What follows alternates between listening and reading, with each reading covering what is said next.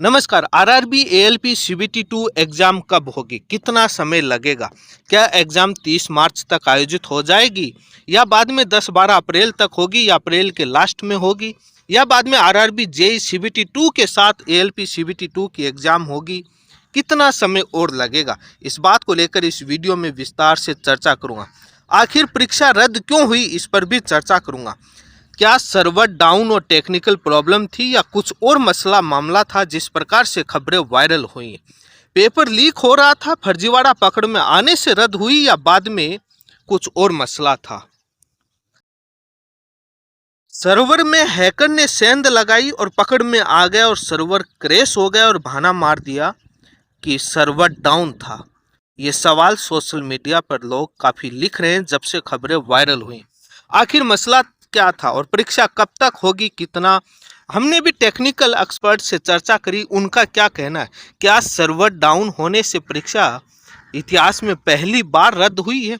इतनी बड़ी company TCS जैसी कंपनी सर्वर को सोल्व नहीं कर पाई। बड़ी बड़ी बैंक एसबीआई जैसे बैंकों के सर्वर डाउन होते हैं और 1 घंटे के अंदर सोल्व कर लिया जाता है। लेकिन रेलवे 20 मार्च को होने वाली एग्जाम और 19 मार्च को होने वाली सेकंड शिफ्ट का एग्जाम तक अपना सर्वर सोल्व नहीं कर पाई। मान लीजिए फर्स्ट शिफ्ट का नहीं कर पाई, लेकिन सेकंड शिफ्ट का भी। आखिर मसला क्या था? क्या लाखों की डील में पेपर बिक रहा था और रेलवे को पता लग गया कि सर्वर में सेंध लगा दी और हैकर्स ने सर्वर रिमोट पर लेकर के पेपर सोल्व होगा और करोड़ों में बिका, इसलिए टेक्निकल ग्लिच का तकनीकी बहाना मारकर पेपर को रद्द कर दिया? छात्र कहीं के नहीं रहे, हजारों 1000, 2000, 3000 रुपये लगाकर सेंटर पर पहुंचे और उनको वापस बेरंग लौटना पड़ा और कुछ अंदर गए, कुछ को गेट के बाहर से ही बेरंग लौटना पड़ा। इस वीडियो में इन तमाम बिंदुओं पर विस्तार से चर्चा करूंगा। यदि आप मेरे चैनल पर पहली बार जुड़े हैं तो चैनल को सब्सक्राइब करें। परीक्षा कब तक होगी, इस पर भी चर्चा करूंगा कि सूत्र क्या कहते हैं और आईओएन डिजिटल जोन पर और कौन कौन सी परीक्षाएं चल रही हैं, कौन सा स्लॉट खाली है। ये आप जो खबर देख रहे हैं, ये खबर काफ़ी महत्वपूर्ण है। ये जो आप खबर देख रहे हैं कि लोको पायलट परीक्षा में धांधली, ऑनलाइन परीक्षा केंद्र से साजिश रचते 2 माफिया गिरफ्तार, 20-20 लाख में पास करने की डील हो रही थी। ये कितनी बड़ी गंभीर बात है। 20-20 लाख में पास करने की डील हो रही थी। सबसे बड़ी जो सवाल है कि 10-10 लाख रुपए के चेक, लैपटॉप, मोबाइल और एग्रीमेंट उनके हुए मिले हैं। 20-20 लाख रुपए में डील की है। ये बिहार के पटना के अंदर की खबर आई है। लेकिन सवाल ये है कि क्या ये पहली बार हुआ है? नहीं। इस परीक्षा केंद्र पर पहले एसएससी एमटीएस की परीक्षा के दौरान भी घपला हुआ था। कई और भी चीज़ें सामने आई हैं। ये खबरें आपने पढ़ी होंगी और नहीं पढ़ी हैं तो आप ये पढ़ सकते हैं। लेकिन क्या वास्तव में सबसे बड़ा सवाल ये है कि एसएससी एमटीएस की परीक्षा जो नवंबर 2024 में हुई तब भी छापा मारा और इस प्रकार से गिरफ्तारियां हुई। तो सवाल ये उठता है कि ये एसएससी एमटीएस, कभी सीजीएल, कभी सीएचएसएल, कभी और अन्य परीक्षाओं में जो परीक्षा केंद्रों पर धांधली करते हुए पकड़े जाते हैं, उन परीक्षा केंद्रों को ब्लैकलिस्ट क्यों नहीं करते? क्यों आगे के परीक्षा केंद्र दिए जाते हैं?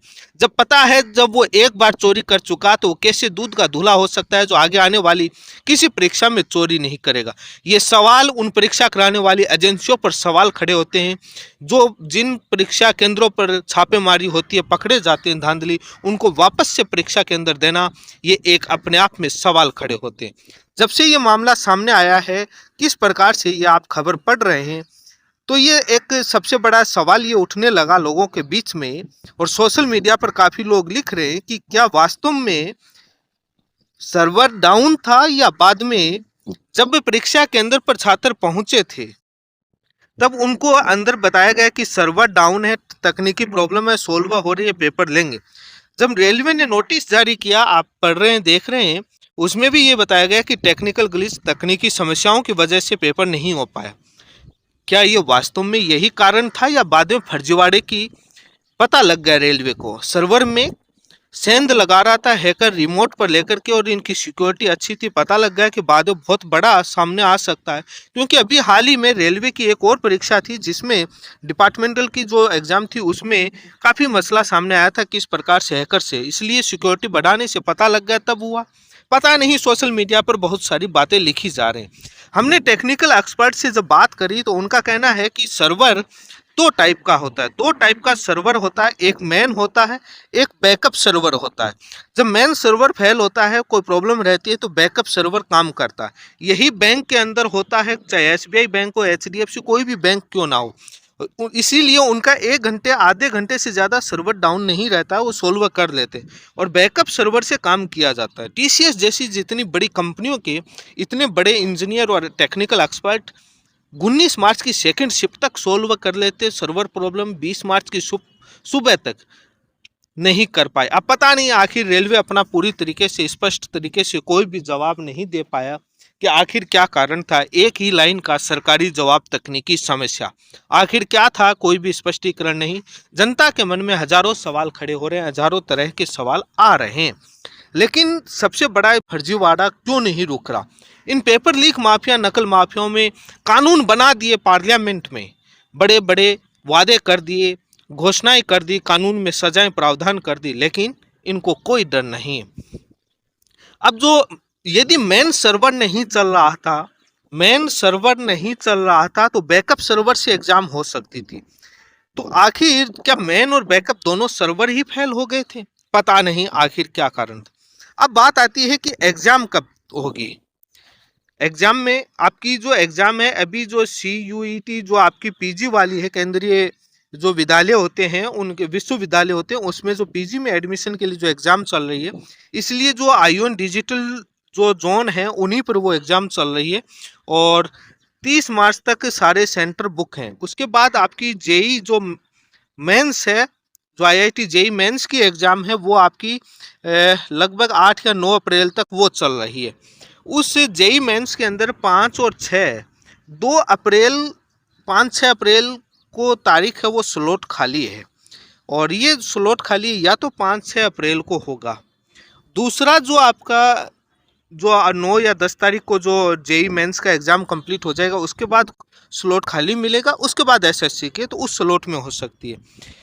दूसरा जो आपका मार्च में होने की संभावना कम है, क्योंकि आज आपकी जो 22 मार्च हो चुकी हैं और 10 दिन पहले सीटी का डालना पड़ेगा, क्योंकि काफ़ी लोगों को दूर भी भेज रहे हैं, जैसे पीछे बताया। तो आपका अभी तो होना मुश्किल है और स्लॉट भी खाली नहीं है। आईओएन डिजिटल जोन पर मैंने जैसे बताया और भी एग्ज़ाम हो रही हैं, तो या तो 5 से 6 अप्रैल को एग्ज़ाम हो सकती है या बाद में आपकी 10-12 अप्रैल के बीच में एग्ज़ाम हो सकती है। 9, 10, 11, 12 अप्रैल को एग्ज़ाम हो सकती है। और बाकी जो अभी तक जो तमाम सूत्रों से खबरें हैं वो यही हैं कि अप्रैल के फर्स्ट वीक और अप्रैल के सेकंड वीक में एग्ज़ाम हर हाल में करवा ली जाएंगी। ज़्यादा समय नहीं दिया जाएगा, ज़्यादा समय नहीं लगेगा और अप्रैल के फर्स्ट वीक या सेकंड वीक में एग्ज़ाम होने की पूरी संभावनाएं हैं। चर्चा ये भी चल रही है कि सीटी जो पास दिया जाएगा सभी को। अभी तक कोई ऑफिशियल कन्फर्मेशन रेलवे से नहीं आया है कि परीक्षा केंद्रों में परिवर्तन होगा या नहीं होगा, या बाद में जो सभी छात्रों को पास दिया जाएगा, ऐसा कोई अभी ऑफिशियल कन्फर्मेशन नहीं आया है। ये तमाम खबरें चल रही हैं, लेकिन एग्ज़ाम है वो आपकी 5-6 अप्रैल या बाद में अप्रैल के 15 अप्रैल से पहले आयोजित करवा ली जाएगी। ज़्यादा समय नहीं दिया जाएगा और अप्रैल के फर्स्ट वीक में ज़्यादा चांसेस है, उसके बाद अप्रैल के सेकंड वीक में भी हो सकती है। यदि आप मेरे चैनल पर पहली बार जुड़े हैं तो चैनल को सब्सक्राइब करें ताकि लेटेस्ट जानकारी आपको मिलती रहे।